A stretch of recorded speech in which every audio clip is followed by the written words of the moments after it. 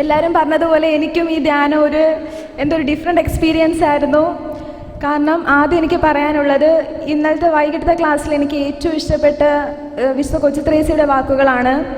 എല്ലാവരും ഈശോയെക്കുറിച്ച് സംസാരിക്കുന്നു, എന്നാൽ ഞാൻ ഈശോയോട് സംസാരിക്കുന്നു. ഇതാണ് ഞങ്ങൾ അർത്തിനികൾക്കും വേണ്ടത്, സിസ്റ്റേഴ്സിനും. പിന്നെ ബൈബിൾ പഠനം, ഇത് ഞങ്ങൾക്കും സാധാരണ ഞങ്ങളും ഇങ്ങനെ ബൈബിളൊക്കെ വായിച്ചപ്പം ന്യൂ ടെസ്റ്റമെൻ്റ് ആയാലും ഞങ്ങൾ സാധാരണ ഇങ്ങനെ വായിച്ചു വിടും. എന്നിട്ട് അതിൻ്റെ ഡയറക്റ്റ് മീനിങ് ആണ് ഞങ്ങൾ ഉൾക്കൊള്ളാൻ ശ്രമിക്കുന്നത്. എന്നാൽ ബ്രദർ പറഞ്ഞതിലൂടെ ഞങ്ങൾക്ക് ഓരോ വാക്കുകളിലും അതിൻ്റെ ഇൻഡയറക്റ്റ് മീനിങ് എന്താണെന്ന് മനസ്സിലാക്കാൻ ഞങ്ങൾക്ക് സാധിച്ചു. പിന്നെ ഞങ്ങൾക്ക് കൂടുതൽ ഇൻട്രസ്റ്റിംഗ് ആയിട്ട് തോന്നി ഇനിയും ബൈബിൾ വായിക്കണം. പിന്നെ ഞാൻ ഇങ്ങനെ ജ്ഞാനത്തിൻ്റെ പുസ്തകമൊന്നും അങ്ങനെ വായിക്കത്തൊന്നും ഇല്ലായിരുന്നു. പക്ഷേ ഈ 2 ക്ലാസ്സുകളിൽ എനിക്ക് ഏറ്റവും കൂടുതൽ രാവിലെയൊക്കെ പള്ളിയിൽ വന്നിരിക്കുമ്പം എനിക്ക് ആദ്യം തോന്നുന്നത് ജ്ഞാനത്തിൻ്റെ പുസ്തകം വായിക്കാനാണ്.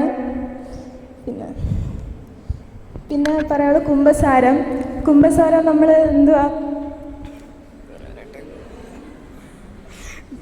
കൂദാശ എന്നത് അദൃശ്യമായ ദൈവകൃപ